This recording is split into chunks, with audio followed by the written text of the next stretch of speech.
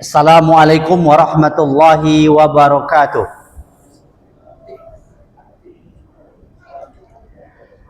Alhamdulillah, alhamdulillahilladzi an'amana alaina bi ni'matil iman wal islam walladzi anzala sakinata fi qulubil mu'minin liyazdadu imanan ma'a imanihim. Asyhadu an la ilaha illallah wahdahu la syarikalah wa asyhadu anna Muhammadan abduhu wa rasuluhu la nabiyya ba'da. Allahumma fa'na bima 'allamtana wa 'allimna ma yanfa'una wa zidna ilman. Allahumma inna na'udzubika min ilmin la yanfa' wa min qalbin la yakhsha' wa min nafsin la tasba' wa min du'ain la yusma' amin ya rabbal alamin. Bapak-bapak, ibu-ibu yang sama-sama kami muliakan pada malam hari ini, merupakan suatu kemuliaan buat kita semua masih bisa berkomitmen terhadap keimanan kita, ketakwaan kita dalam beribadah kepadanya. Kemudian kita berkomitmen terus menggali, berthalibul ilm. Ini merupakan suatu komitmen terbesar dalam kehidupan kita. Dan insya Allah Allah akan mengangkat derajat orang-orang yang beriman, berilmu di antara kita. Yarfa'illahu alladhina amanu minkum walladzina utul ilman darajat. Maka demi Allah tabaraka wa taala, ilmu dan iman tersebut adalah suatu kesatuan. Ketika kekuatan iman kita hadir, maka ilmulah yang menjadi motor penggerak dari iman tersebut. Maka terus berthalibul ilm, menuntut ilmu adalah suatu keniscayaan untuk menguatkan keimanan kita. Maka pada malam hari ini, bapak-bapak, ibu-ibu yang sama-sama kami muliakan karena Allah tabaraka wa taala, kita akan melanjutkan kembali pembahasan kita tentang faraid, tentang pembagian harta waris yang hari ini sebagaimana Rasulullah telah pernah janjikan, salah satu tanda-tanda hari kiamat adalah diangkatnya ilmu waris. Nah, ini kejadian ibu-ibu semua. Sebagaimana saya bekerja di Kementerian Agama, mungkin hitungan dari 10 orang itu hanya 2 atau 3 yang membagi sesuai syariat Islam. 8 orang, 9 lagi itu hanya mengikuti hawa nafsunya. Inilah kejadian yang mungkin memang sudah terjadi pada hari ini. Akhirnya bagaimana? Akhirnya ya kembali kami lagi yang akhirnya melapor orang-orang tersebut dan berujung kepada pelaporan antar melaporkan. Nah, ini Bu, bapak-bapak, sering kejadian seperti ini. Karena memang tidak ada kepuasan ketika dibagi menurut hawa nafsu mereka. Dan kepuasan tertinggi adalah kita kembalikan lagi kepada hukum syari kita. Bagaimana pembagian tersebut yang sebenar-benar adil tentunya. Baik, insya Allah kajian hari ini, malam ini kita akan bahas tentang furudul muqaddarah. Namun sebelum kita membahas furudul muqaddarah, kita akan mereview kembali kajian kita bulan lalu agar bapak-bapak, ibu-ibu ingat ya. Pembagian kalau dalam pembagian saya menulis ini ibu-ibu ya, agar nanti kita akan perbanyak ini nanti insya Allah ada 16 bagian. Bulan lalu itu kan kita bahas berapa bagian dari anak perempuan, berapa bagian anak. Insya Allah ini saya sudah rangkum. Nanti kita akan bahas contoh soal juga. Nah, tetapi ini nanti saja dulu, nanti sampai kita bahas dulu pemahaman kita. Jadi sudah saya rangkum pembagian suami itu berapa dapat bagiannya, istri berapa dapat bagiannya. Kalau suami dapat bagian setengah, kenapa penyebabnya? Kalau suami dapat, jadi dia berubah-ubah menurut kadarnya. Nah, insya Allah nanti. Kemudian ada juga kasus-kasus yang telah saya tulis di sini. Ada kasus kekurangan harta. Jadi setelah dibagi ternyata harta kita berkurang. Nah, itu ada kasusnya. Kemudian ada kelebihan harta atau sisa tersebut padahal sudah dapat asobah. Nah, itu kasusnya ada rod, ada aul, kemudian ada garawain. Nah, ini garawain ini juga ada kasus juga. Banyak kasus-kasus yang sudah saya rangkum di sini yang insya Allah akan kita bahas insya Allah secepatnya. Mudah-mudahan bapak-bapak, ibu-ibu paham dulu bagaimana konsep pembagian kita. Jadi bulan lalu kita sudah membahas berapa total ahli waris. Ya bapak-bapak, ibu-ibu ya. Kira-kira masih ingat? Total ahli waris kita ada berapa ibu-ibu? Bapak-bapak, ada sekitar 35 orang. Ya ibu-ibu, 35 orang. Semua ahli waris tersebut ada bagian-bagiannya. Nanti ada terhijab, ada terhalang. Itu nanti kita bahas. Jadi sebenarnya ada 35 ahli waris kita. 15 dari ahli waris pihak laki-laki. Itu saya jelaskan, itu ada anak laki-laki, ada cucu laki-laki, dan anak laki-laki terus ke bawahnya. Kemudian ada bapak, ada kakek dari bapak, ada saudara laki-laki sekandung, sampai ke 15-nya laki-laki yang memerdekakan budak. Ya, nah, yang budak tersebut mendapatkan harta waris, budak tersebut ada harta waris dan dibagikan kepada tuannya yang waktu itu telah memerdekakannya, itu dapat juga bagian. Jadi dari laki-laki tersebut ada 15 pembagiannya. Kemudian dari perempuan, ahli waris perempuan itu ada sekitar 10. Ya, anak perempuan, cucu perempuan, ibu, nenek dari ibu, saudara perempuan kandung, saudara perempuan bapak, saudara perempuan seibu, istri, dan lagi-lagi budak yang dimerdekakannya memiliki harta waris, dan mereka dapat juga, yang wanita tersebut mendapatkan harta waris juga. Jadi ada sekitar 10 dari pihak perempuan. Kemudian 10 yang bukan ahli waris. Ya Bu ya, ada 10 orang yang tidak berhak mendapatkan harta waris. Siapa saja Pak, Bu? Anak angkat, ya, anak adopsi, ya, tidak mendapatkan harta waris. Kemudian anak tiri tidak mendapatkan ahli waris. Kemudian tidak menjadi ahli waris. Mantan suami, mantan istri. Ini seminggu yang lalu, ya, ada seseorang nelpon saya, Pak, istri saya baru meninggal. Bolehkah saya mendapatkan harta waris, katanya. Meninggalnya dalam keadaan setelah menikah atau sebelum menikah? Maksudnya sudah bercerai atau masih dalam pernikahan? Ternyata seminggu setelah berpisah tersebut talak bain. Talak bain. Tak dapatlah harta, ya kan? Karena dia sudah jadi mantan istri, tapi anaknya dapat. Mantan istri, mantan suami tidak mendapatkan harta waris. Nah, ada perdebatan di antara ulama, tetapi kita tetap merujuk kepada kompilasi hukum Islam, Bapak-bapak, Ibu-ibu. Saya merujuk kepada kompilasi hukum Islam karena saya dari Kementerian Agama. Ya, makanya saya sampaikan kepada Bapak-bapak, Ibu-ibu semua, ya, mohon maaf sekali, perbedaan di antara ulama-ulama kita, para asatidz kita itu sangat banyak. Tapi apa yang penting, kembalilah ke negara. Negaralah yang memiliki peran andil dan tanggung jawab besar.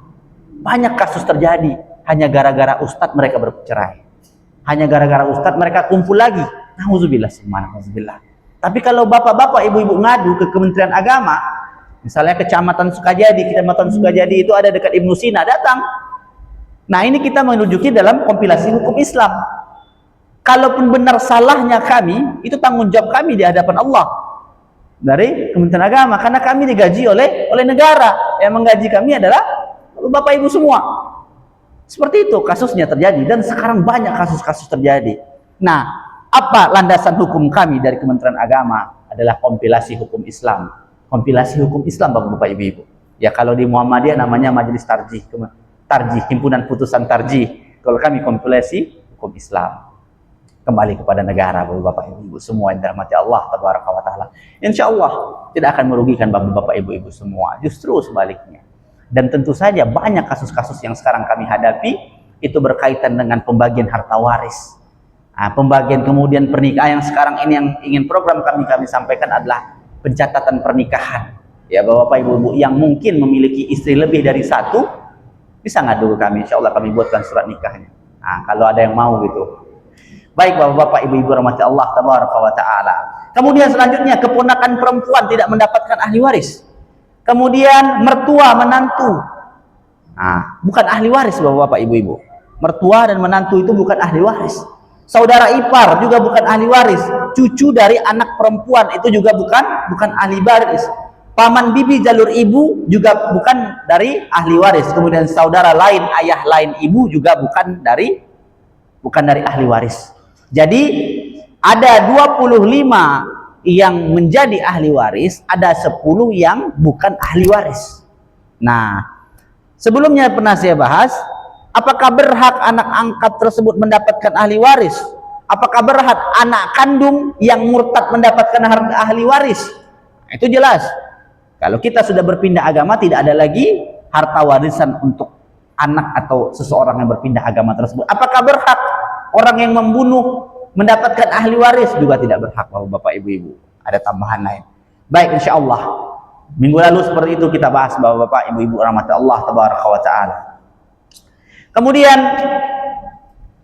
malam ini kita akan bahas tentang furudul muqaddarah, yakni bagian tertentu setiap ahli waris, bagian tertentu dalam setiap ahli waris.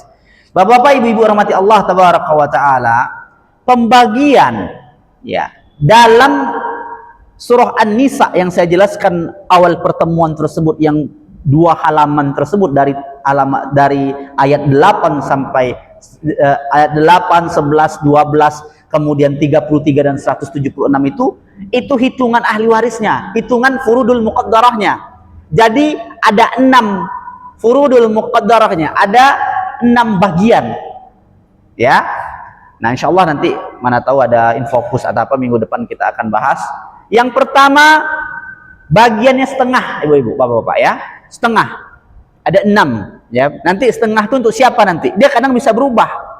Ayah itu atau bapak tersebut bisa dapat setengah, bisa dapat 1/4. Tergantung kondisi dan siapa yang mengurangi dari harta tersebut, dari bagiannya. Tetapi 6 ini saja bagian, tak ada lain, Bu. Yakni setengah, 1/2. Kemudian yang kedua 1/3. Ya, Bu ya. 1/2, 1/3, 1/4, 1/4. Jadi 1/2, 1/3, 1/4, 1/6, 1/6. Yang keempat 1/6, 1/6. Kemudian yang kelima 1/8, 1/8. Nah, kemudian yang keenam 2/3. Ya, Bapak ya. Jadi setengah, 1/3, 1/4, 1/6, 1/8 dan 2/3. Jadi ada 6 furudul muqaddarah bagian setiap ahli waris tersebut. Ada 6 bagian. Nah, apa? Tidak ada, Pak. Nanti yang ketujuh itu namanya asobah, Pak. Asobah itu sisa. Nah, nanti kita tidak ada yang bulat 1, Pak. Nggak ada sisa, nggak ada yang 1, Pak. Bahkan wasiat pun, pertemuan sebelumnya saya bahas, wasiat itu hanya berhak dibagikan sekitar 1/3 dari harta. Ya, kalau Bapak punya harta, saya akan serahkan semua harta saya untuk Muhammadiyah, maka kami ya dari Kementerian Agama itu hanya bisa memberikan 1/3 dari wasiat, karena wasiat, Pak. Dan wasiat tersebut juga tidak boleh dipegang oleh ahli waris. Karena ahli waris tersebut sudah ada furudul muqaddarahnya, bagiannya. Nah, bagian yang 6 bagian tersebut zawil furud namanya, pemilik angka. Ya, Bu ya. Nah, pemilik angka furudul muqaddarah itu siapa-siapa saja. Nah, jadi furudul muqaddarah ini 6 bagian, Pak. 6 bagian. Setengah, 1/3, 1/4, 1/6, 1/8 dan 2/3. Itu disebut dengan furudul muqaddarah. Ya, Pak ya. Iya, bagian setiap ahli waris tersebut. Nah, pemilik bagian ini disebut dengan zawil furud. Nah, ya Pak ya.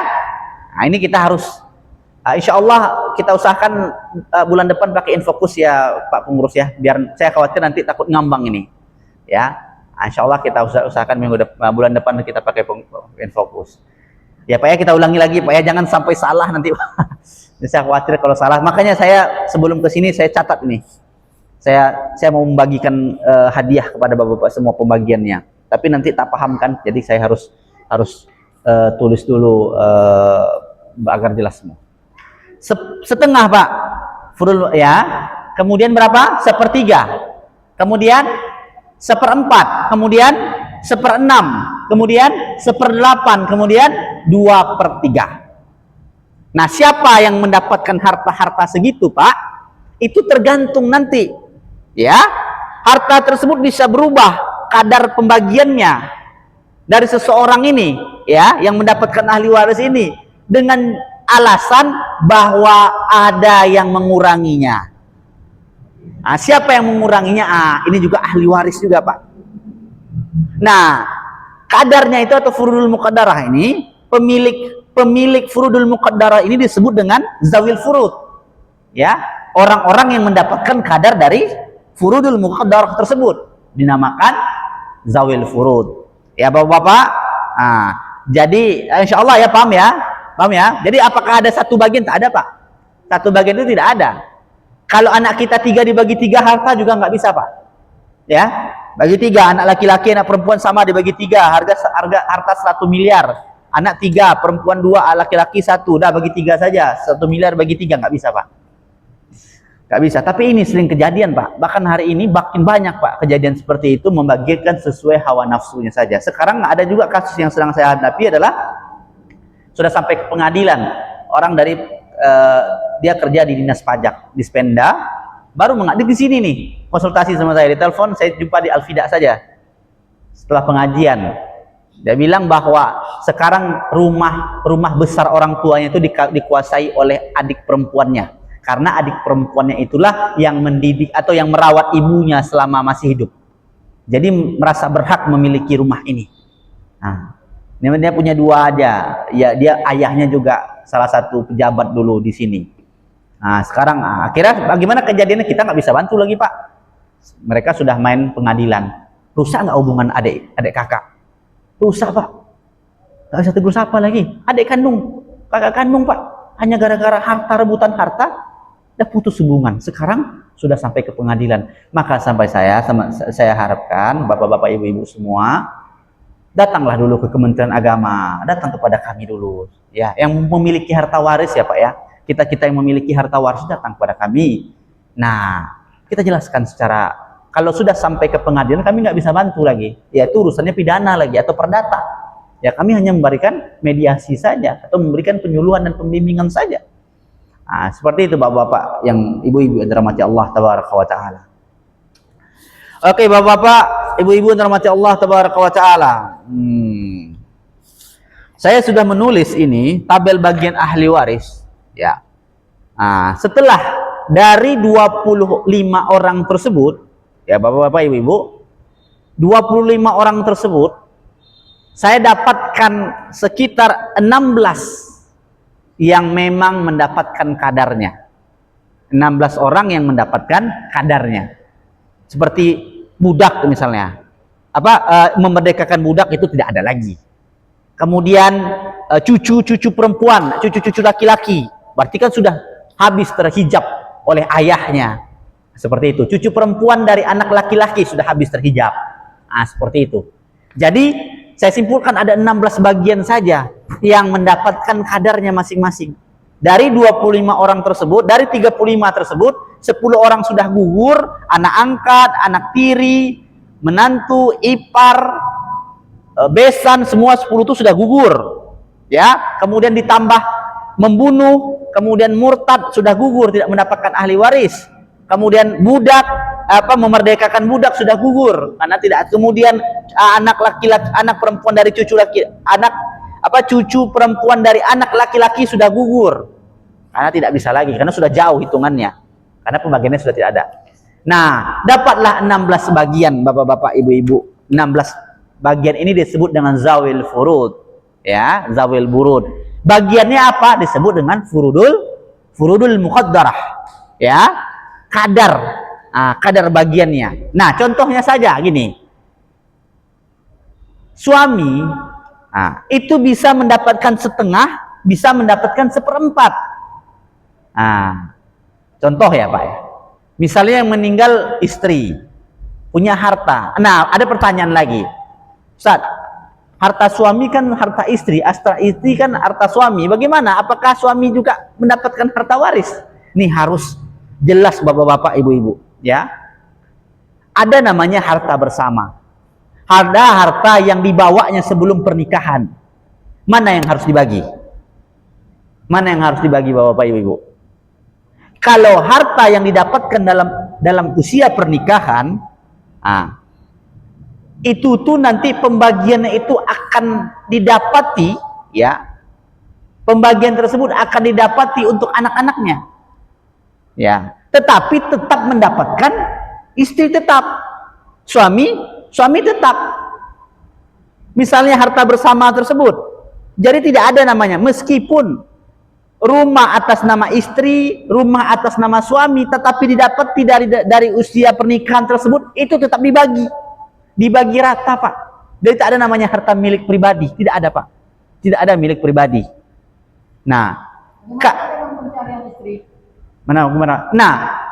Nah, Pak, pencarian istri itu kan didapati dari izinnya istri, Pak, izinnya suami, Pak. Tidak ada namanya pencarian istri itu milik istri, tidak ada, Pak. Mencarinya istri itu dalam perizinan suami, Pak.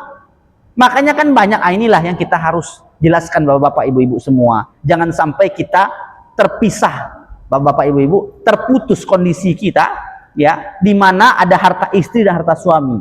Tidak ada sesungguhnya harta suami dan harta istri. Sesungguhnya semua tersebut dibagi rata dalam furudul muqaddarah tersebut, dan ada zawil furudnya. Tidak ada, Pak. Nah, ada solusi yang kita berikan Bapak-bapak, Ibu-ibu yang rahmati Allah tabaraka wa taala. Ini solusinya. Bagaimana harta tersebut didapatkan dari harta pencarian istri? Kalau seandainya suami itu tidak ridho dengan pekerjaan istri, apakah istri tersebut boleh bekerja? Ini permasalahan sekarang. Tingkat perceraian di Pekanbaru, Pak. Di Pekanbaru saja itu 100 orang mencerai setiap hari. 20 orang setiap hari, 100 orang setiap minggu, 400 orang bercerai setiap bulan. Nomor 1 itu Surabaya, nomor 2 itu Pekanbaru, Pak. Karena apa? Karena si suami tak bekerja. Salah satu alasannya. Nah, apakah itu menjadi legitimasi si suami tidak bekerja, kemudian akhirnya harta tersebut dilimpahkan kepada istri saja? Ini jadi kenyataan kita sekarang, Pak. Nah, bagaimana? Apakah ada namanya harta suami atau harta istri? Ya, sejauh ini, Pak, ya, sejauh ini yang kami dapati dari kompilasi hukum Islam, tidak ada namanya harta suami, harta istri, kecuali kalau mereka sudah berpisah, ada namanya harta gonogini. Harta gonogini tersebutlah yang dihitung dari pencarian istri yang mana, yang dibawa dari istri sebelum pernikahan yang mana, dari pencarian suami yang mana, dibawa dari sebelum pernikahan itu yang mana. Kemudian pembagian dalam rumah tangga tersebut, hartanya berapa bagiannya tersebut, tergantung bagaimana kekuatan hukum mereka masing-masing. Seperti itu, Pak, Bu. Nah, bagaimana, apakah ada harta suami istri? Sampai sekarang saya tidak temukan, tidak ada namanya harta suami ataupun harta istri. Yang komitmennya adalah memang nafkah itu diberikan oleh suami kepada istri. Itu mutlak, Pak. Itu mutlak sekali. Nah, bagaimana si istri itu mengelola harta tersebut? Itu mutlak juga. Jadi si istri itu hanya mendapatkan pengelolaan bagian dari harta suami saja, Bapak Ibu-ibu. Ya, pembagian dari harta suami. Jadi sesungguhnya yang punya harta tersebut adalah suami. Dan ketika mereka wafat, salah satunya wafat, ya, si istri wafat atau si suami wafat, pembagiannya tetap kembali kepada pembagian Islam. Nah, tetapi Bapak-bapak, Ibu-ibu, nah, saya belum jelaskan kadar yang didapat dari suami, dari istri itu berbeda. Kadar yang didapat dari pembagian suami dan pembagian istri itu tidak sama. Ini harus kita pahami. Maka begitu indahnya Islam, Bapak Ibu. Maka begitu indahnya Islam. Nah, tidak sama, Pak. Tidak akan sama pembagian suami dengan pembagian harta pembagian istri, tidak akan sama. Nah, ini misalnya contoh ya, Bapak ya, Ibu-ibu ya. Si suami itu saya bagi hanya 2 mendapatkan furudul muqaddarah saja. Dia mendapatkan setengah dan seperempat, Bapak Ibu-ibu. Ya, dia hanya mendapatkan kadar itu 1/4 dan setengah dan seperempat. Setengah jika tidak ada anak atau cucu dari laki-laki, dia mendapatkan setengah. Kalau ada cucu laki-laki atau dari anak laki-laki tersebut, dia mendapatkan 1/4. Suami. Istri berapa, Bu, bagiannya? Saya hitung istri itu hanya mendapatkan 1/4 dan 1/8. Kira-kira sama nggak pembagian suami dan istri? Enggak kan Pak? Nah, timbul pertanyaan, kok kayak gitu? Nggak adil Islam Pak, nggak adil Islam. Mohon maaf Bapak Ibu, inilah yang selalu saya sampaikan kepada, begitu adilnya Islam Bapak Ibu. Ya, pembagian tersebut mengenai kadar kekuatan nafkah mereka, kadar bagaimana ketergantungan mereka. Makanya saya pernah bertanya sama Dr. Mawardi yang pernah di sini ya. Dr. Mawardi, saya bertanya sama Dokter, Ustaz, apakah ada yang bertanya kepada dia? Apa di jawabannya? Begitu luar biasanya Islam.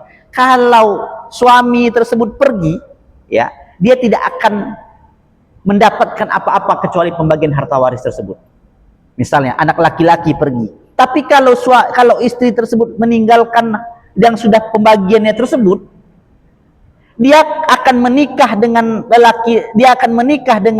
lelaki lain misalnya, atau dia akan mendapatkan jatah setelah mendapatkan pembagian harta waris itu, dia akan menikah, dia mendapatkan harta dari suaminya. Sedangkan suami tersebut tidak mendapatkan pembagian dari istrinya karena dia yang wajib menafkahi. Artinya apa? Artinya beban moral dan beban mental laki-laki itu lebih besar daripada perempuan. Makanya pembagiannya tersebut seperti itu Bapak Ibu. Karena ada tanggung jawab moral dan material. Misalnya gini, dia memiliki tanggungan anak, dia dapat harta warisan dari ayahnya. Kenapa ukuran dia besar daripada adik perempuannya misalnya? Karena dia memang ada nafkah yang cukup besar diberikannya kepada anak-anaknya. Sedangkan si istri tersebut, dia tetap ditanggung oleh suaminya. Apakah tidak adil Islam seperti itu? Itu jawaban dari Dr. Mawardi, saya bilang seperti itu. Nah, kembali lagi ketika saya hitung pembagiannya, yang 16 bagian ini, Bapak Ibu, juga betul luar biasa. Suami suami itu setengah dan seperempat. Sedangkan perempuan itu seperempat dan seperdelapan. Berarti lebih kecil pembagian dari suami atau, mohon maaf ini jatuh pula dia. Lebih besar pembagian suami daripada istri kan Bapak Ibu. Nah ini menjadi catatan buat kita semua. Jadi kembali lagi Bapak Ibu, tidak ada namanya harta suami, harta istri.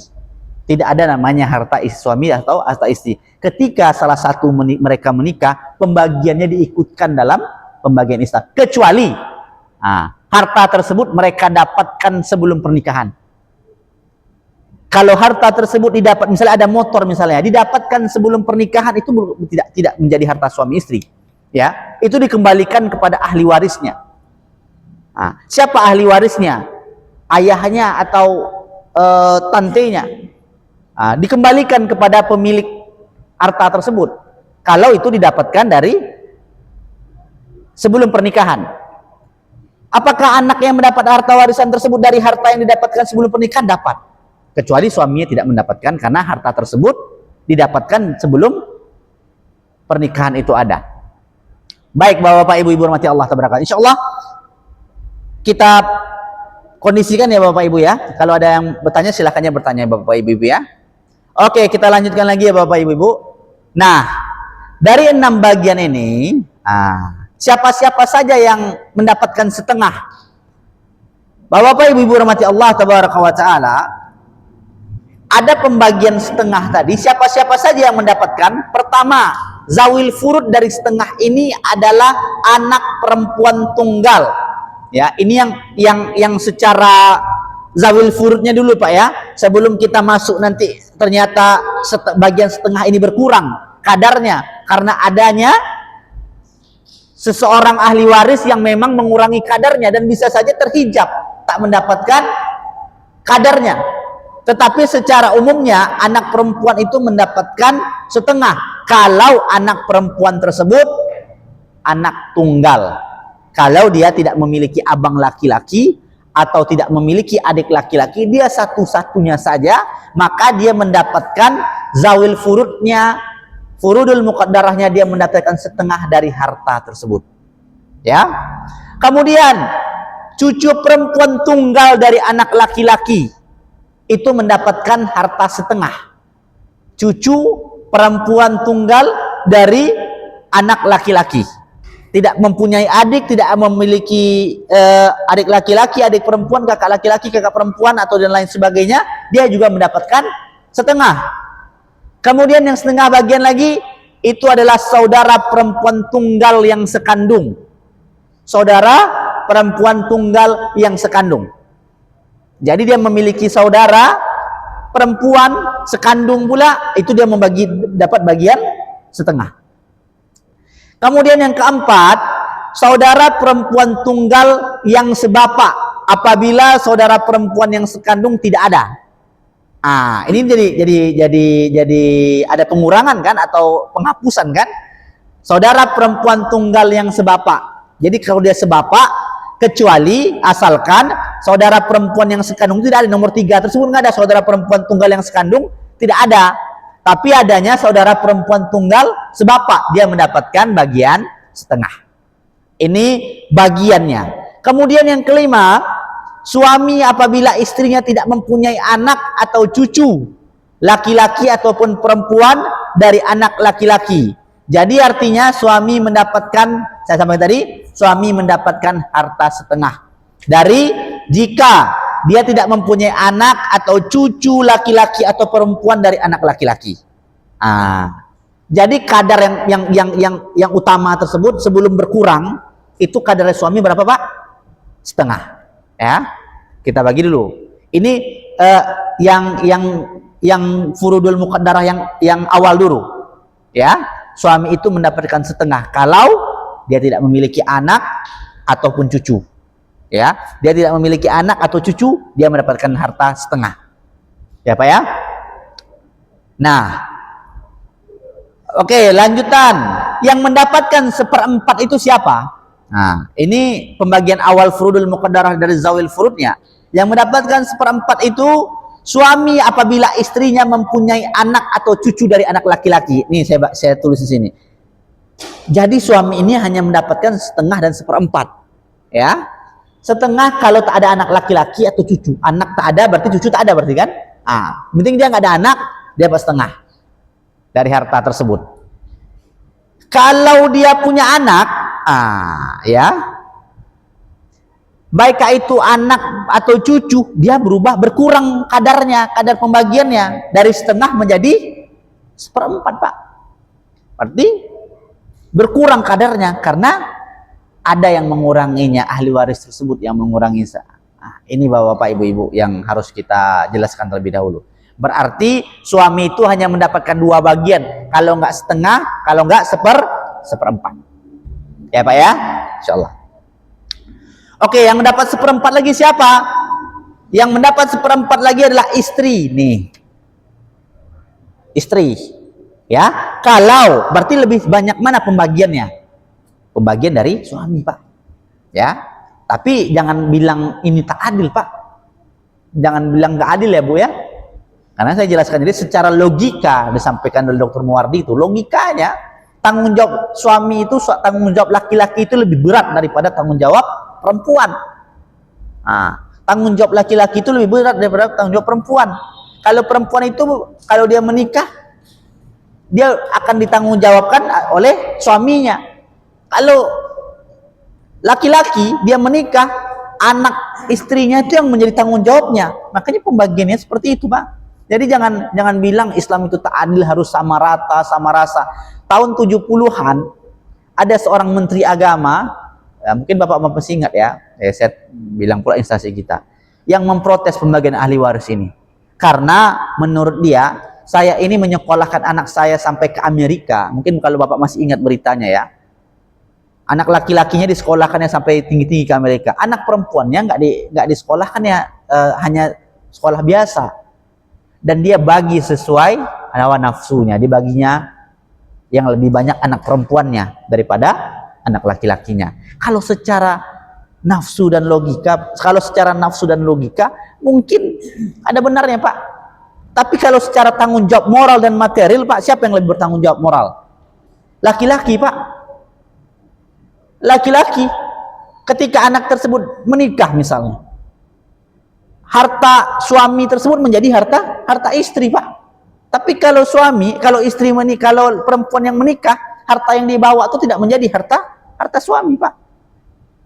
Tetap menjadi harta dia, itu maksudnya. Kalau di dalam pernikahan baru dibagi. Harta ayah dia itu tidak menjadi harta suami. Kalau itu dibawa sebelum pernikahan. Nah, berarti tanggung jawab yang lebih berat siapa? Laki-laki kah atau perempuan? Laki-laki yang lebih berat tanggung jawabnya secara moral dan material. Maka pembagian secara syariat Islami memang betul-betul luar biasa.